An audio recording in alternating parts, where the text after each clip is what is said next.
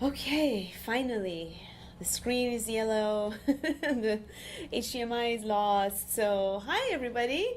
Hi. Hi. Thank you for being here today. I'm really excited to be here with you today and talk about one of the categories under being human, negotiating an MVP set of requirements from a standing point of everything is a top priority. Soft skills, hard truths. So my name is Negin. It is pronounced Negin. It's pronounced many different ways, but if you're curious about the actual pronunciation, that's how you pronounce it. My passions are product development, invention, technology, AI, and the fun facts about me is that I actually do have a fine art background. I am an artist, I paint, even though I haven't touched a brush in about 2 years, being busy, being in technology, but that's still part of me. A few fun facts that I could fit in here are hobbies, boxing, fashion, music, and discovering new food. Always discovering new food. Okay, a little bit of background with me. I've been with Acquia for a little over 2.5 years. When I joined Acquia, Drupal was fully new to me, so I've learned through many projects that I worked on, and I've worked on different verticals, including media and entertainment, healthcare, insurance, and e-commerce, to build great digital experiences, and using Drupal. I've managed building enterprise multiple layer sites, large site migrations from Drupal 6 and 7 to Drupal 8, and building websites from scratch, websites that were built previously on a different technology, and bringing them into Drupal and redesigning the whole thing. Prior to Acquia, I worked at Fox Entertainment, where I manage launching and building platforms for connected TV and connected devices, mobile, Android, Roku, Apple TV, Xbox, and all of those. And then before that, I was in the digital advertising agency. So no matter what technology you're in and what space you're in, there are certain skills as part of project management or technical architects that you need to have in order to negotiate with your customers and help them understand and prioritize. By the show of hand, how many project managers, program managers do we have in this room? Two-ish? Two? How many technical people we have? Wow, I didn't expect this to be... Yeah, great. This is great. And how many of you are actually clients, stakeholders? There you go. This is going to be good for all of you because prioritizing the right requirements for your initial launch is something that the project managers and clients and developers, we all have to work together to get to that goal. Okay, are we consultants or magicians? Well, being the consultant, presenting our customers with the best recommendations and direction is our responsibility as consultants. We want to guide our clients to the path of success, and the art of consulting is to help them make their own decisions by teaching them and training them about the tools and about prioritization. So consultants or magicians, yeah, we're kind of both. And we all need a little magic from time to time. Both consultants and magicians manage risks. Magicians, they have some tricks, and sometimes they're very calculated tricks, and sometimes it could work, it could not work, so they have to be prepared for those risks. Project managers, they need to manage risks from the face of shifting requirements, timelines, budget, and new people coming into the play. Stakeholder leaves, another stakeholder comes with a whole new vision. So you have to be prepared for all those scenarios. We both put on a great show. And this doesn't mean that we fake it or we're not being authentic. It's basically both consultants and magicians. They do a lot of practice to send the right message to their audience. And we both have to read minds and predict the future. A magician can call out the number you're thinking about or the color you're thinking about. And as program managers or developers, we are held to the same expectations because they expect us to know how the project is going to go and expect us to overcome any challenges along the way and avoid any issues. Coaching our customers is not always a smooth ride. Do you ask yourself at the beginning of the project, who's driving? Well, the clients come to us with a long list and a wish list of expectations. They also come to us because they know we are the experts and we can help them launch a product that fulfills their goals. So at the beginning of the project, during planning and scoping and discovery, as consultants, we are the one who are driving. We are driving to help them prioritize and help them focus, be laser focused on what really matters for their initial launch. And with that, we need to teach them by the time we're done, they need to be able to make their own decisions, those decisions that serve their KPIs. And for example, a good example of that is during sprint planning. When you're doing sprint planning, really that's when the customer needs to be able to make decisions with all the knowledge that you've given them. Okay. In this session, I'm going to teach you some practical tools and techniques to help you negotiate an MVP, deserving the name, and one that will help product owners and stakeholders achieve their key business goals while considering their timeline, budget, and the Drupal's capabilities at the time of build. We all know projects don't always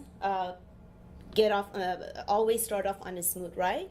Smooth ride is something that we can help them achieve, and as consultants, and help them get to their business goals. Most of the time, they struggle to define a specific initial strategy, so they fail to prioritize their features. And it's really easy for them to fall into an emotional state or fear and come from a place of fear of everything is needed. All these features are needed. So we're here to help them and prioritize. We can provide some guidelines to our customers that will result in successful product release. We can achieve this by connecting to them and their vision, really understanding what their goal is, defining their dream to the point that we share that dream. And that's all part of being human. When you share that dream, they see that connection and they trust you. And that trust will definitely help you with the negotiation of what is important for their launch. Well-chosen features and content should enable your customers to achieve their initial goals. They allow more flexibility to adjust and scale and launch more with what they learned from their initial launch. You want to make sure that your clients are setting themselves up for initiating a feedback loop from their users. And this will give their users a sense that they are listening and responding over time to their needs and wants. These are actually the goals that are associated with many application development projects. Build a relationship. Through detailed conversations and open conversations, you can create growing understandings with your client. And that's, again, part of being human. When you have a good relationship with your client, when you have that trust, and when they see that you share their vision and you have their best interests at heart, it definitely helps you with negotiating the requirements and considering their time while you're considering all the other things like timeline, budget, and Drupal's capabilities. In order to connect, there are some really important questions that you need to ask to understand their goals. What is their goal for their initial launch? What are they trying to achieve? What is the most fundamental issue they're trying to solve? And what is their demographic? Do they have any data from their current users that tells you who the users are? Who are you building this for?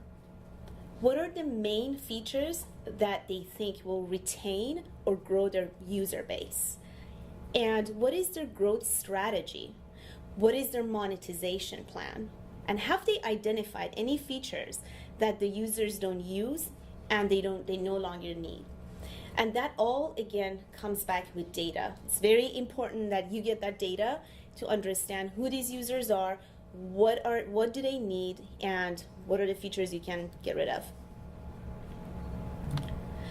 So when you say MVP, I've been in meetings when people threw out the MVP, the word of MVP, and the clients just got really uncomfortable. There are a lot of misconceptions around the word MVP, so it's really important to open that up for your customers. It doesn't mean that you're not getting the job done. So I wanted to, they get really confused, and I wanted to share some of the really interesting questions that I've actually seen and heard from customers. Is it going to be a releasable product? I need it to be marketable. And is it going to look finished? It needs to work so I can present it to my stakeholder. And we need to gather data. Is it going to do that? And my users have this feature now, and they've had it for a long time. How can I take that away? And my favorite one, I thought I paid for the whole thing. So you have to define what that whole thing means. The whole thing means what your goal is, and we're going to help you get there. A minimum viable product is not about building a bad first product. It's about focusing on what's most important and building that. You want to build small. You want to focus on the most important business goal and test it, launch it, gather data, and plan for future development based on what you've learned. You don't have to get there at the first launch. For initial product launch, many product owners and stakeholders, they struggle to prioritize, and sometimes they don't work well together. So that's where you come in to help them prioritize. And they fall into a very emotional state, and if you start a project like that, that's basically that will derail or doom the project. So this is a very important step, the discovery and scope gathering, to make sure everybody's on the same page of understanding what is really important to move forward. But what does MVP mean? It's important to, everybody thinks that they know what MVP means, minimum viable product, but what does it really mean? M as in minimum, it's the smallest, least time-intensive thing you can build that will provide the value your customer is looking for. This doesn't have to be what the customer envisions for their product to be a year or 2 years from now. But if it puts them on the path to get there, it is successful. And it could get them started on the right path and satisfy and retain their customers and their users, and create a feedback loop. And in order to test if your product is minimum, you can ask yourself these questions. Can I make it simpler? Are there any obvious things we can do to reduce complexity and still provide the functionality, the core functionality? What are the assumptions you're out to prove? Can we make the product simpler and still prove our assumptions? And how quickly can it launch? Can the features be simpler so that we can launch quicker and sooner and still measure what we want to measure? V as in viable. It simply means it works. The product works and it gets the job done and meets the most valuable requirement, and it does that well. You want to solve this problem or achieve this goal, and you want to make sure that it does it well. If you're building a product that has all the features and nothing works, and you haven't listened to your users, that's not viable. What can you ask yourself? What problem is it supposed to be solving? Does it do it well? Is the functionality, core functionality, working well? Does it provide a valuable feedback loop for your development, future development? And does the MVP application allow you to measure, achieve, and report on those criteria? And finally, P as in product. It's a releasable set of features that deliver on customers' value proposition. It can be tested and return user feedback. Does the application as designed fulfill the value proposition? And will it provide sufficient information toward an iterative development? So, is this an MVP?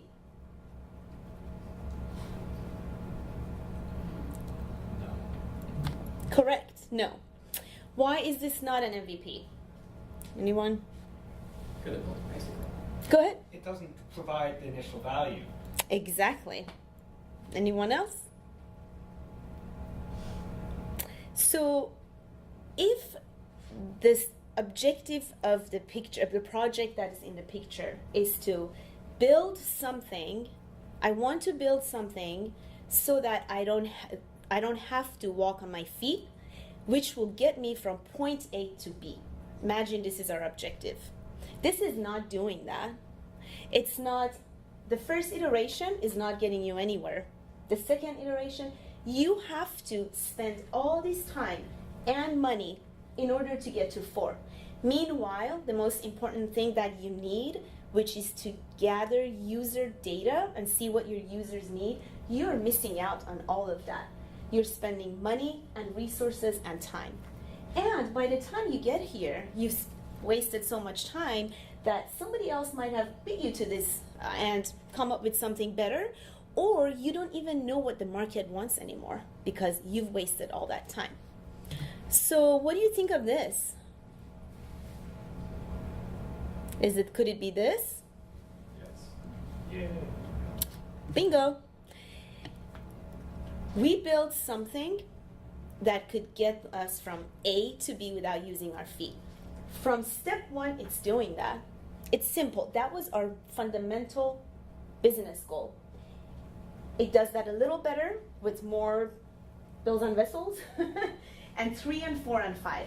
With this one, every step, the product has the opportunity to become something else because you're learning and you're getting data from your users. You've probably seen that in some projects, basically, whatever your project objective is, you have to look at the MVP that way. It can also be this. If your business goal was to build a car, this can also be an MVP because you specifically wanted to build a car. But you didn't go from 0 to this. You built something simple that is still a car and you added to it. So it's really important to focus on what you are building. A minimum viable product is the most pared down but releasable version of a product. It's a product with the highest return on investment versus risk. It has all the fundamental features that can be released, tested, and updated. So any questions so far about MVP?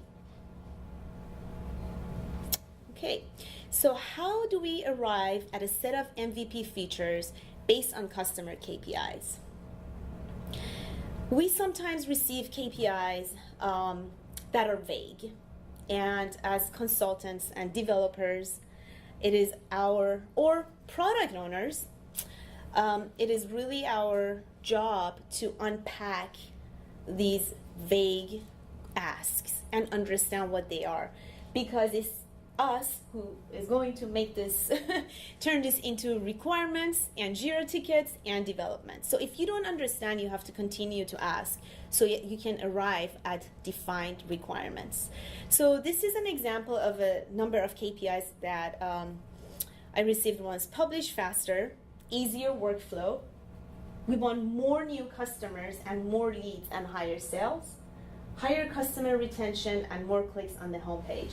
As you see, it's like we hear more and faster. What do those mean? I can make changes to your website that can give you 20 more users, but is that what your business goal is? What are you trying to achieve? So asking the right questions, you can really make the magic. If the KPIs are unclear, just continue to ask and you can unpack those. So for example, publish faster, easier workflow for the editors. We want 20% improvement in latency on page creation. Our page creation has a long latency and we want to improve that by 20%. We want our editors to complete a content form correctly in just 5 minutes. We want to make our content forms multilingual so that our non-English speaking editors can understand it and use it and publish faster. So these are the KPIs that are more defined and you can really act on. Grow new customers, higher sales. We want to reduce sign-up process from 8 steps to 4 steps. That's very defined. You will go and work on the design and see about how to reducing those steps to make it easier for your customers. We want to inspire 20% of customers to buy 1 additional SKU per purchase. We want to offer a supersized product to our product catalog. We want to retain more customers. We want 30% increase in current customers' account renewals. We want to give them an automatic renewal sign up, and we also want to give them reminders for renewal. We want more click-throughs on the homepage carousel to help increase 20% in the number of clicks, reduce the amount of copy and add enticing images so people will be more enticed to click on those, and also add hover over state to each slide, which will give them more so they can hover over and then get more information and click-throughs. You're driving this step by asking them questions, and this is exactly going back to when I said at the beginning, you are the driver. You have to ask the right questions. And coaching them to choose the right features is our job, but they are, at the end of the day, they are the subject matter of their own business. So we just want to coach them, think correctly and think priority and focus on their business objectives. It's really easy to get distracted by all different features and all the fun things and cool things and everybody else is doing and the competitors. Okay, great job. We have a set of clear KPIs.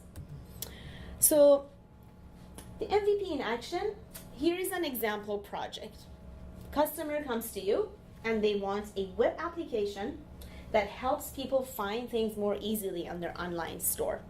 They want a search application that is a big improvement to what they currently have. And we're establishing the KPIs. They want all content to show up in search. And right now, their application is omitting some of the content types, so they want to fix that problem. They want search results to be very relevant to the search terms because their old application has a problem with that. They want a modern search interface, and so that people and users can land on the landing page of what they search for in just 3 clicks or less. They've done research, and the research has told them that if users can do that, they will come back more and they will buy more. And they want the search results to be really pretty because their marketing department is really adamant about every search result page is to be a full expression of the brand of the product. And they want a low maintenance platform. They don't want to spend money and resources to constantly maintain and debug this application. So they give these requirements to their design and UX team, and they come back with beautiful designs. However, the designs have introduced a number of features and requirements, and you are here to work with them. You are up against a timeline and a budget, and you have to work with them. This is where you work with them to prioritize. And next is prioritization. Some people don't like that, and but there are so many methods that one can use to prioritize and decide which features make it to the MVP. All of these methods should be informed by the desired KPI for the project. So one of those techniques is rank choice. You will let each stakeholder rank the features in order of importance to their KPI. And then once they do that, you average all the ranking to feature priority.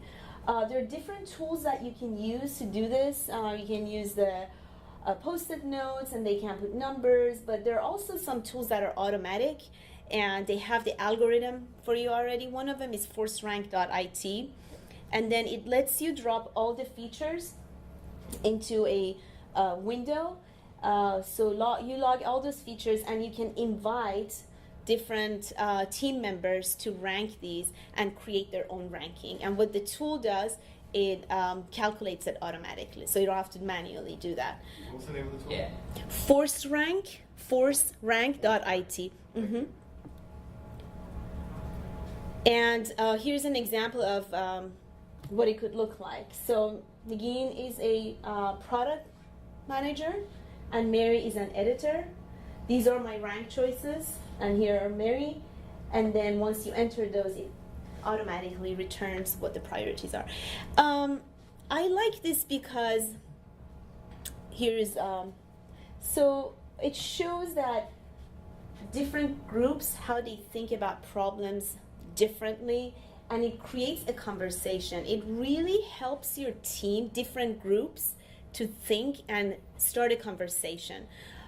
Sometimes as a product manager, you don't understand what the pain points of your content editors are, or the ops department doesn't understand why the designers want certain features. So this really is a great tool to put everyone in the same room, and let's talk about it. Why did Negin put return search results for related items on top, but Mary ranked it way down there? We have to talk and see where are the gaps, where are we not understanding each other. So so this is where you drop all the features, and you can rank it. And this is the, if you want to take a note of that, ForceRank.it. And then you can actually invite people online, so people can do this at their desk, but I highly encourage this to be a group exercise.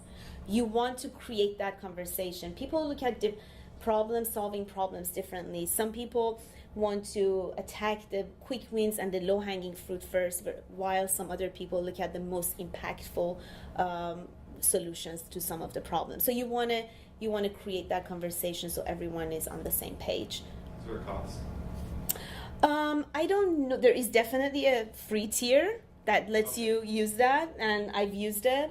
But I think when you get into really like maybe inviting more people, there's probably a cap of how many people you can invite and do this. How many features is Exactly, and how many features. But you can use it for free to just try it out and see if you like it. But there are definitely other tools. I like this one because it automatically just, it gives you the results. The other way is point system.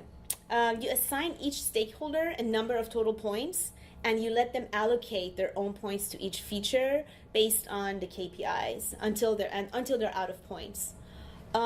This allows each stakeholder to spike a feature with all of their points if it's critical to achieving their KPI.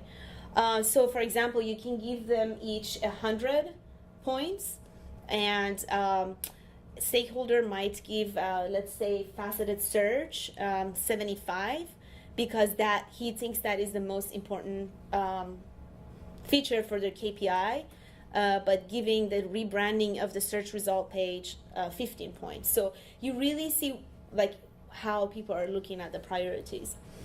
And this is, we prioritized for the search features, and this is where we arrived at. This fulfills all the KPIs.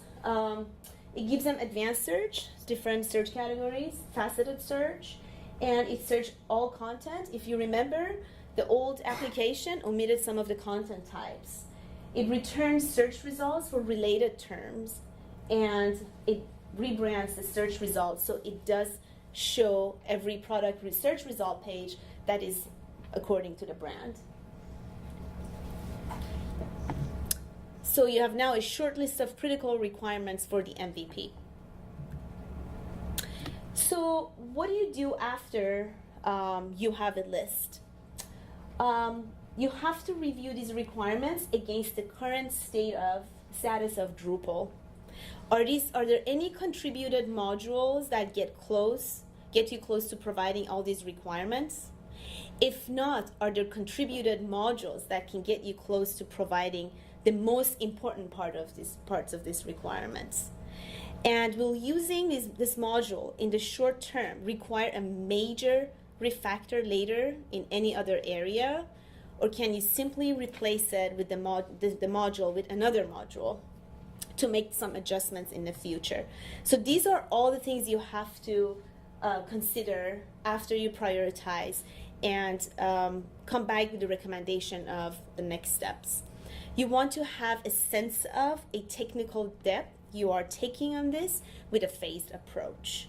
If the efficiency of the learning you can do with an interim solution plus the technical depth of possibly replacing that solution with a different one later based on learning is worth the results, then you should do it. You have to see what's really important here. If it's giving you a feature that's going to grow your users, and but you have to do some extra work in the future, you just have to evaluate that. But you have to talk about that with your customers and be authentic and clear about this will require additional development in the future, and so that they're not surprised. Nobody likes these kind of surprises.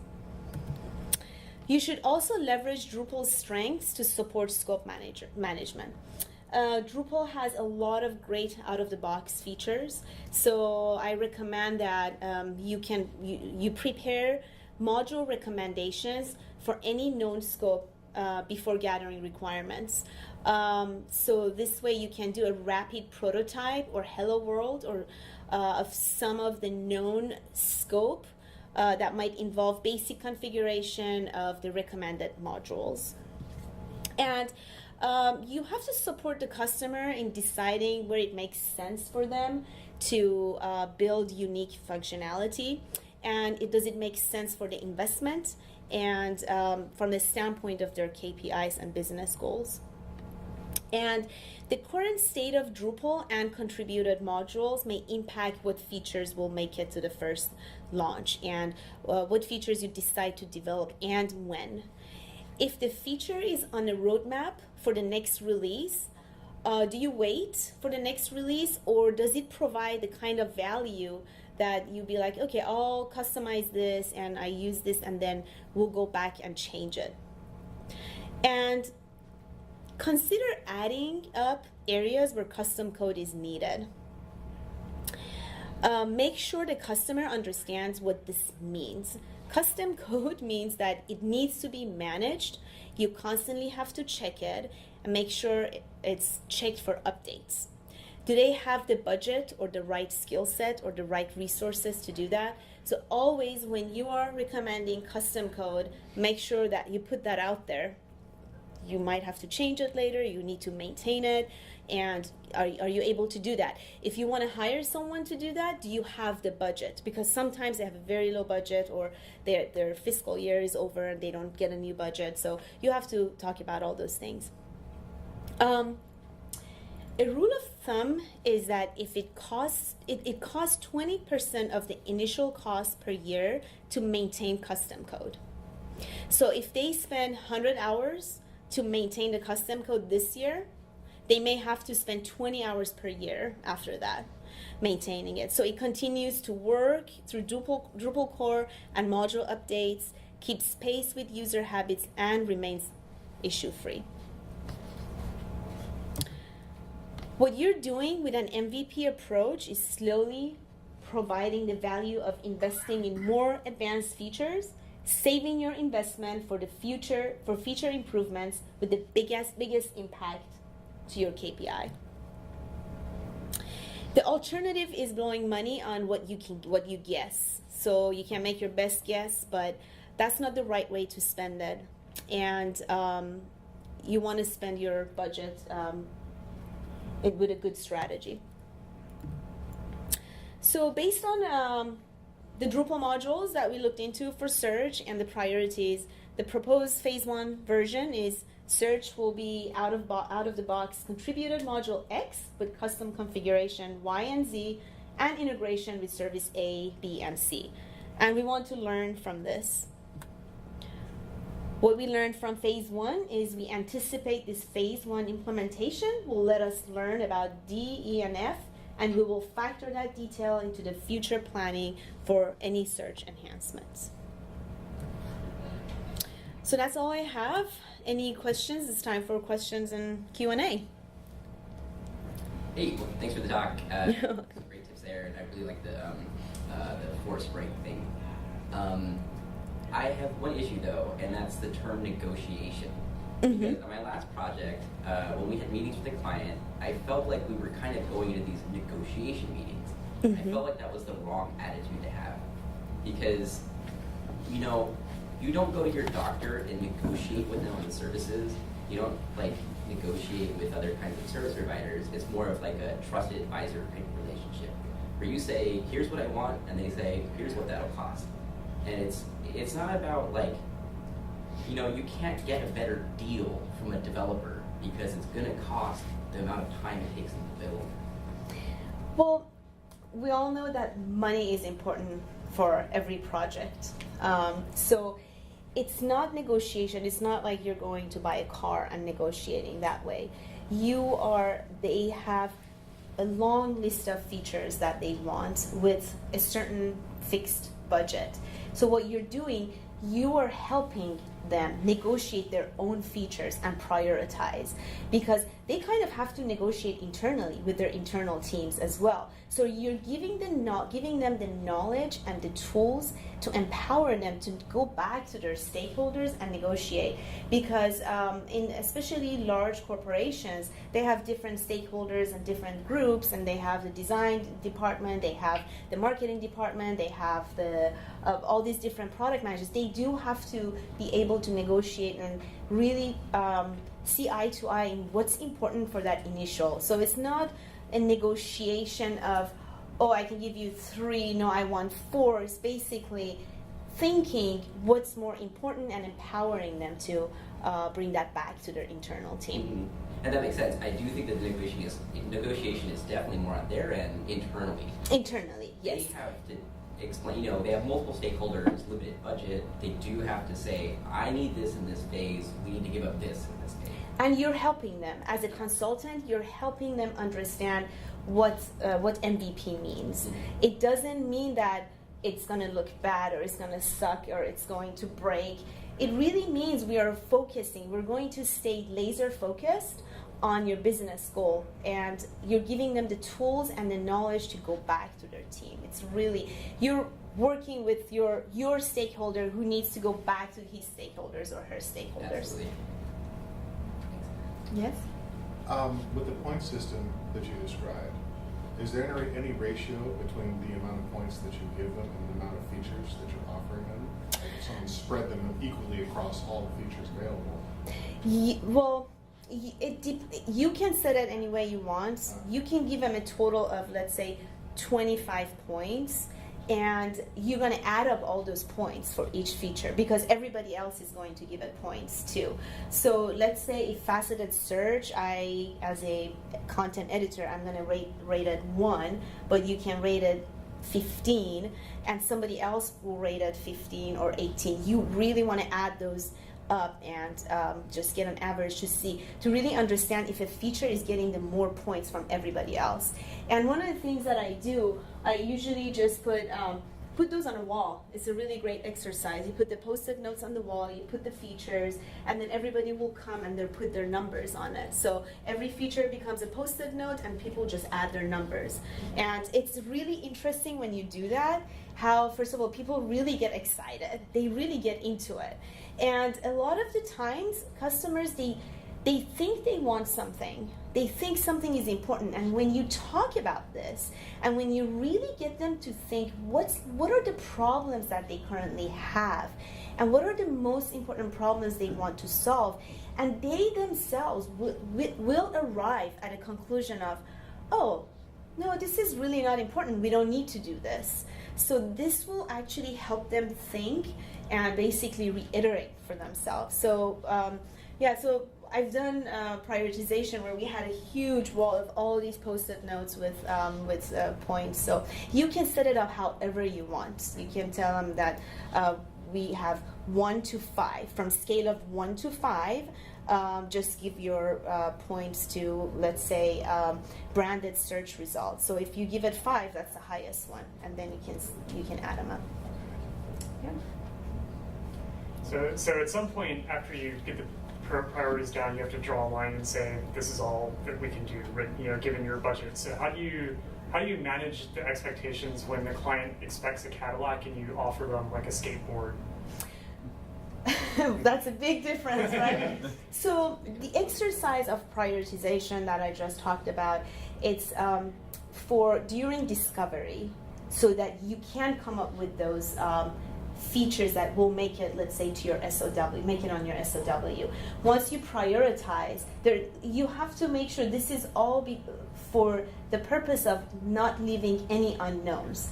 So everybody work together to understand the business, understand the goals, and arrive at a set of features.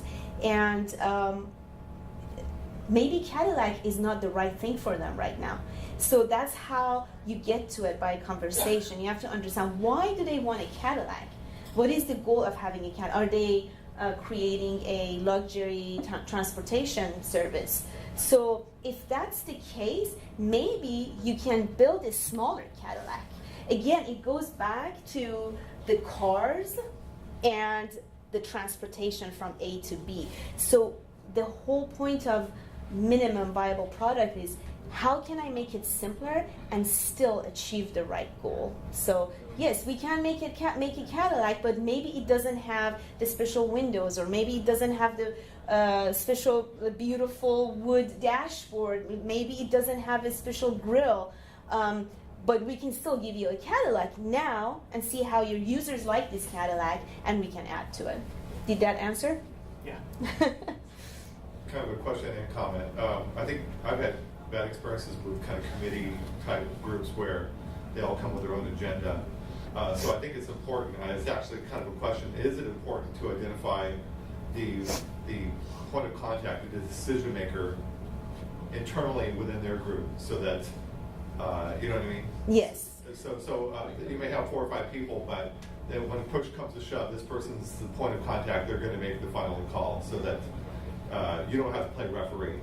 You don't want to be in that position where you are held responsible to make that decision. The whole goal of this is to help them make their own decision. Remember, they are the expert matters of their own business. They know their business. If it's pharmaceutical, they know their users and business and what they do. What you are here to do is to help them focus, and usually the ideal thing is that we have the representation of each group in the room. So you have the marketing, you have product owners, and you have the, let's say, head of digital marketing. There is always another person on top, but it's really their problem if they cannot get to you prioritize, but there are internal politics that you really want to make sure you avoid getting involved with. Just follow up, once the project is begun, though, you have a primary point of contact. If there are internal struggles or you know, that representative goes back to that group and discusses it, like if there's a change request or some kind of like something they didn't anticipate that they need to add in or whatever, right? I mean, that's kind of... Yes, you need a communication plan. Yeah. At the beginning of every project, when you are in discovery, right at the discovery or your kickoff meeting, you have to make sure that everybody's on the same page of who is in charge of what. And that is your communication plan. And you have to clarify and define who's responsible for what. And during that meeting, they will tell you who's in charge of, for example, approving the stories, and who's the ultimate approver of the design or the behavior. So all these conversations, if you don't have these conversations at the beginning of your project, you're in trouble. You get stuck with all those internal politics, and we're really not there to solve their internal issues. Yeah. You had a question? Mine kind of tailored on the end of that. It was, if you're in a room with people who are kind of looking to you to make the decisions, do you then take the discrete step of appointing someone external to your group to make the decisions for them? Just kind of to make sure that load is separated. In my experience, if you lead your discovery right way and communicate with them and are clear about who the team, the involved team are, and just talk them through it from the beginning, you don't run into a situation to bring a third party to make a decision. If they have that problem, they have bigger problems. if an organization cannot, they're seeing everything so differently that they need to hire somebody outside to make a decision and police them, then there are bigger fundamental issues with that. And yeah, so hopefully you don't get that kind of a client. But if you do, at some point you have to stop and say, I understand that there are some internal challenges that you have. Maybe we should pause and let you have another conversation, go back to your team and have a conversation with your internal team and come up with, when you have made a decision, we're happy to help you. But it does seem kind of important to have a single person who can kind of own the budget on their side, because like if you do the forced rate thing and then you've got like 5 different stakeholders, then like it's very difficult to make trade-offs because nobody wants to sacrifice their feature because they know that somebody else can sacrifice theirs. Right. But without having someone at the top saying, we have a fixed budget here. Right. So like, no, you can't like, or you have the lowest priority, we have to sacrifice your feature. That's the project manager on their end. Mhm. There is always a project manager on their end that you're working with. You always have to have a point of contact.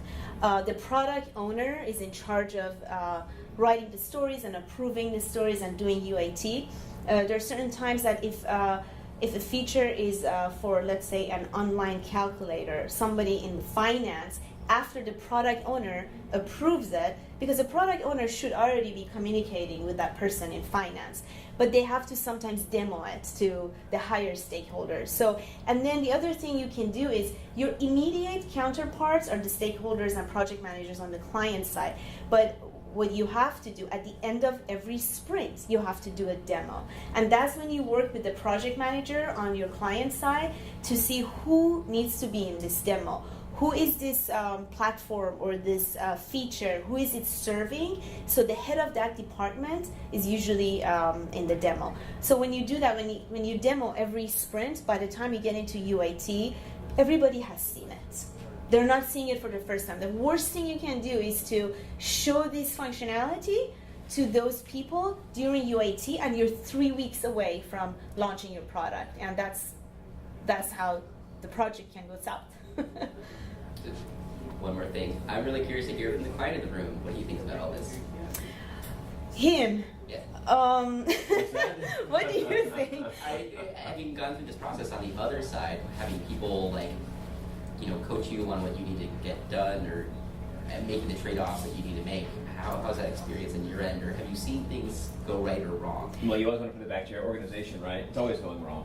When you have a group together, someone's always, like you said, making it go south in the room and pulling the group down. You want to hopefully keep your group going strong, and everyone has to be cohesive. And it's often a challenge. And it's a challenge in his business. Actually, LJ is my husband. He's not in our field, but he's a realtor.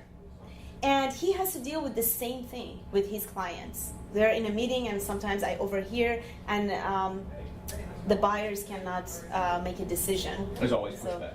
It's all commercial stuff. It's big buildings like this. There's always pushback in the room. It's like we're over budget, we're under budget. There's always the accounting to deal with.